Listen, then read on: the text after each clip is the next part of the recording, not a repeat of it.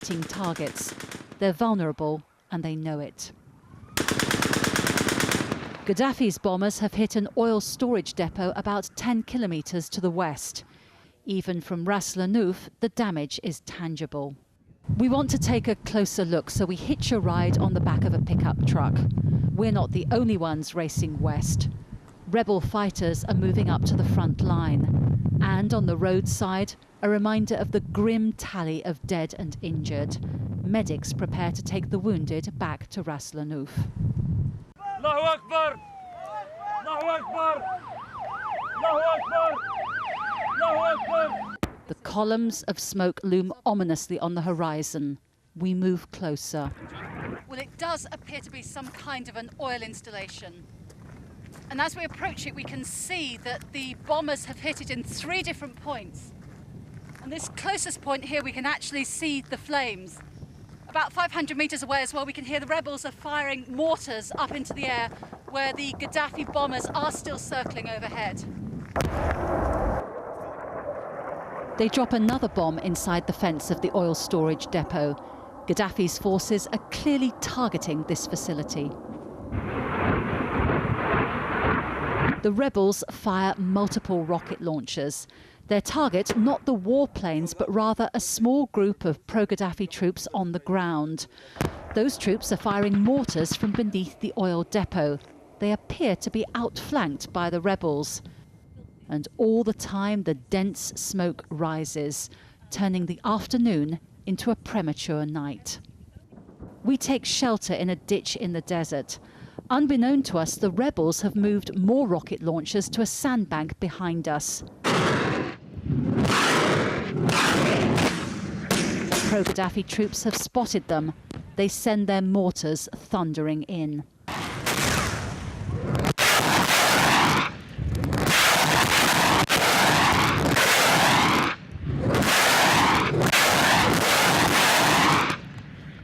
Guys, we have to go. We have to get out of here. The mortar and rocket fire stops for a moment. Our chance to escape. We have been 1 kilometre from the front line, and what we have seen has changed our perception of this rebel force. They've demonstrated more know-how than we had given them credit for, and their courage and determination are undeniable. Jackie, civilians must be caught in the middle of this battle that's taking place there. Any idea of what kind of casualties there are? We know that the Red Cross is deeply concerned at rising casualties there. Well, civilians, to a large extent, had already pulled out of Ras Lanuf earlier in the week. Certainly when we were there on Wednesday, the town was really a ghost town. The only real civilians we saw were doctors at the hospital in Ras Lanuf, those people who you saw standing on the roadside in my report there. But they were working in impossible conditions without any running water because Gaddafi forces had bombed the water mains a day or 2 before. They were coping with bottled water. They said it was impossible to maintain a sterile working environment. But clearly, in these circumstances where you have aerial bombardment, now Gaddafi warships also pounding the coastline, attacks from the west and from the south, there is clearly a severe risk of heavy and mountain casualties. Jackie, as far as the rebel forces are concerned, what kind of weapons are they using to defend themselves, and are they being resupplied adequately as this battle continues? Well, they're using weapons to defend themselves and also, I should say, to attack as well. They're not in a purely defensive role here. The kind of weapons that we witnessed, as you saw, multiple rocket launcher systems whereby they could fire off rockets at very short time intervals towards the Gaddafi mortar launchers on the ground. We've seen plenty of anti-aircraft guns. Further away from the front line, rather inexplicably, I have to say, away from the front line, we have seen armoured personnel carriers, even tanks, and I'm talking about some dozens of kilometres away from the front line, and you have to ask what the rationale is of having this particularly strong, heavy and also well defended equipment so far away from the fighting. In terms of getting new supplies, they're certainly getting plenty of supplies of ammunition. As we withdrew from witnessing the fighting on Wednesday, we saw a whole flatbed truck laden with bullets and also with rockets. I'm talking about a huge amount of equipment being moved forward, and on a day-by-day basis at the roadside, at the various staging points on the road heading west, you see wooden box after wooden box full of ammunition of different caliber for the different equipment. So they don't seem to be running short of ammunition at all. Thanks, Jackie. Jackie Rowland there reporting from AlJazeera in Libya. Now, this just in, France says it recognises the Opposition National Council as the only legitimate representation for the Libyan people. Envoys from the opposition have been meeting French President Nicolas Sarkozy in Paris. Tim Friend was in that meeting. He joins us now on the line from Paris. And Tim, we had just had this latest there saying that France now recognises the National Council. What is the significance of that?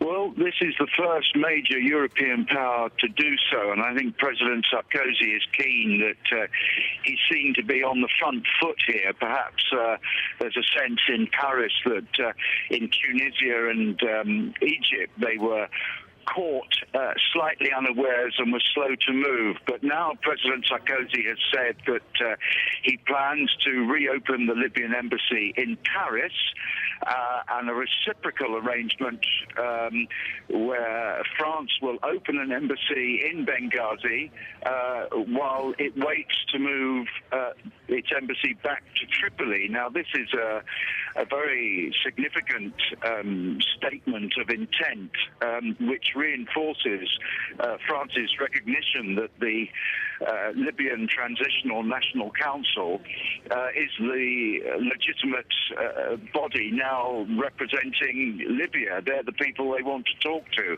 And I think France has gone further than anyone else for the moment in doing that.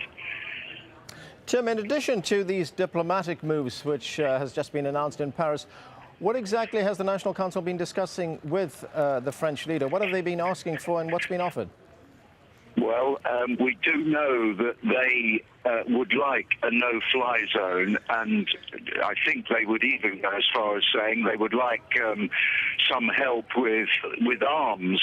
Whether that's forthcoming is another matter.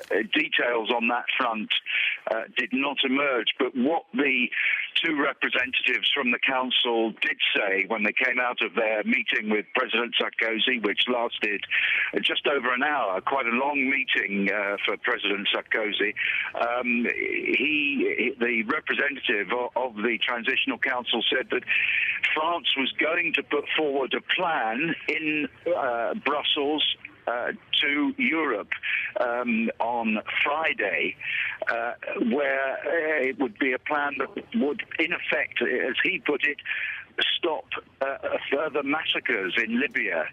A very dramatic way of putting it, but clearly I think what they were discussing were some ideas that France has had about how it wants to proceed, and we do know that France and the UK have been at the forefront of trying to push now towards a no-fly zone, but there's certainly no consensus as yet on that, and this is going to be a very tricky thing to pursue. Everyone's going to have to tread extremely carefully. Thanks, Tim. Tim Friend there reporting from Paris. Now, NATO defence ministers and EU foreign ministers are meeting in Brussels to discuss imposing a possible no-fly zone over Libya. Tanya Page